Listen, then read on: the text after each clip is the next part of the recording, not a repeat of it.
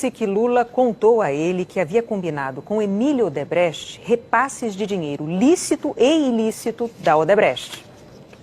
Eu falei, Marcelo, eu não gosto dessa ideia de conta corrente, eu acho que nunca foi assim. Não sei porque vocês reservaram 300 milhões. Aí o que acontece? Eu volto ao presidente Lula, falei, presidente Lula, acho melhor a gente esquecer essa ideia de conta corrente. A empresa sempre contribuiu conosco, nunca houve dificuldades em relação a essa contribuição. Eu acho que estabelecer esse tipo de relação não é adequado. Ele falou, vamos ver, tal. Dias depois, o doutor Emílio volta ao presidente Lula, isso aí numa reunião no dia 30 de dezembro de 2010.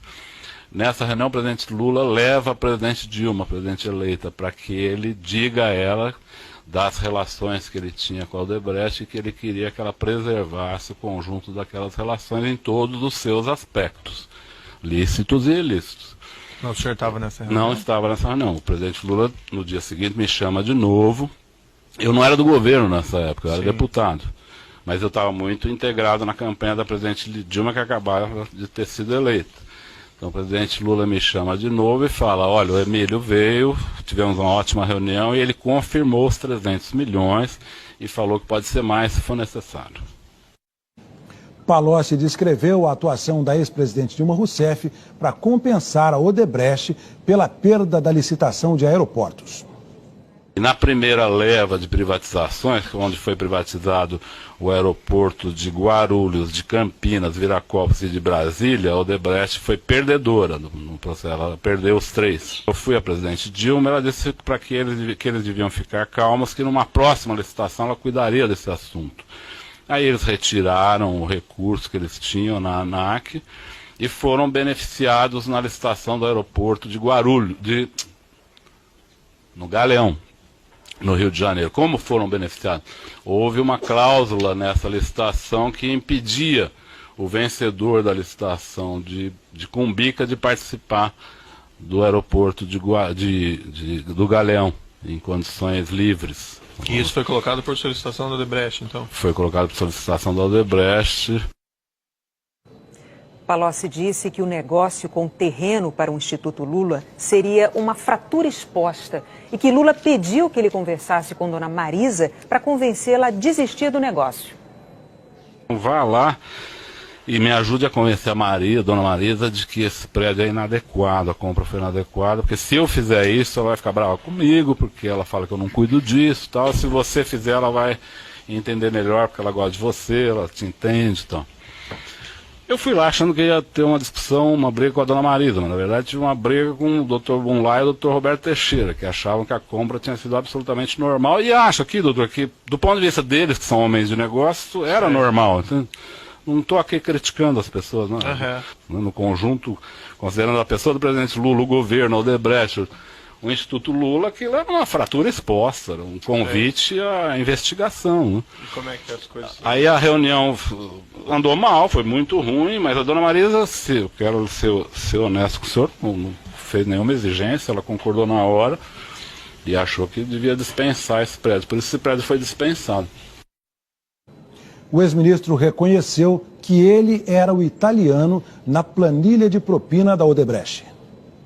O Marcelo nunca me chamou de italiano, mas eu acho que essa planilha, quando ele coloca italiano, ele diz respeito a mim, sim.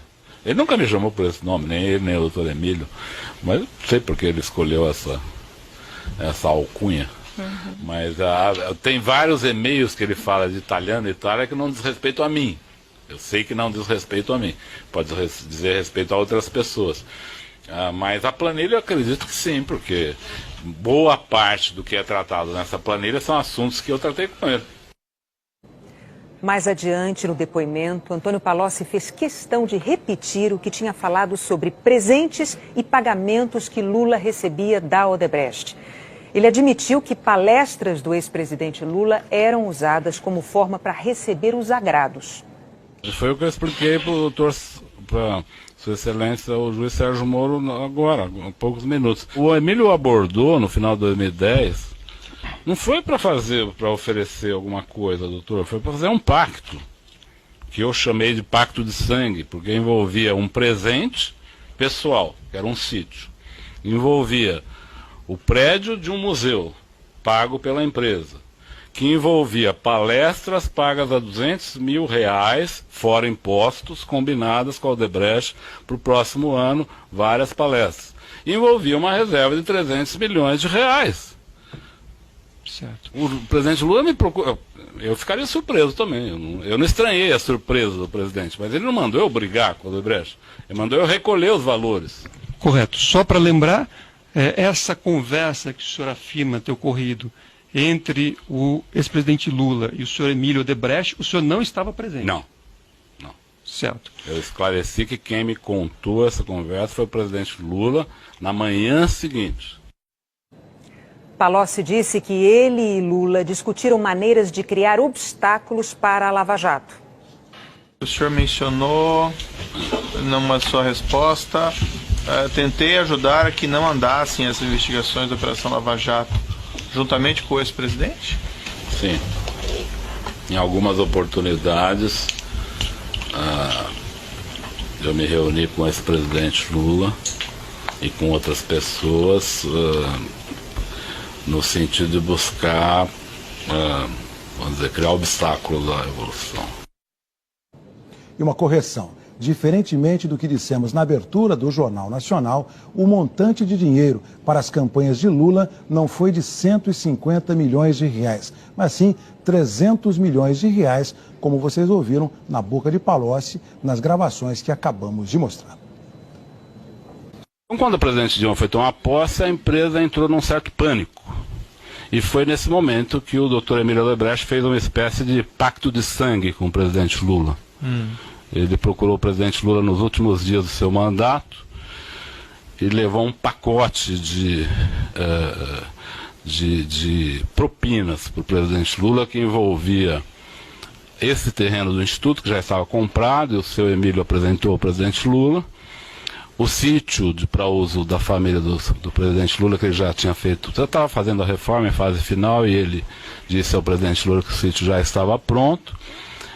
E também disse ao presidente Lula que ele tinha à disposição dele para o próximo período, para ele fazer as atividades políticas dele, R$300 milhões. Eu fiquei bastante chocado com esse momento, porque eu achei que não era assim que era o relacionamento da empresa naquele... Mas o senhor estava presente? Não estava presente. Porque eu sei disso? Porque no dia seguinte, de manhã, o presidente Lula me chama no Palácio da Alvorada e me conta a reunião. O ex-ministro reconheceu que ele era o italiano na planilha de propina da Odebrecht. O Marcelo nunca me chamou de italiano, mas eu acho que essa planilha, quando ele coloca italiano, ele diz respeito a mim, sim. Ele nunca me chamou por esse nome, nem ele, nem o doutor Emílio, mas não sei porque ele escolheu essa alcunha. Mas tem vários e-mails que ele fala de italiano e Itália que não diz respeito a mim. Eu sei que não diz respeito a mim. Pode dizer respeito a outras pessoas. Mas a planilha eu acredito que sim, porque boa parte do que é tratado nessa planilha são assuntos que eu tratei com ele. Acabou, porra! É minha ideia!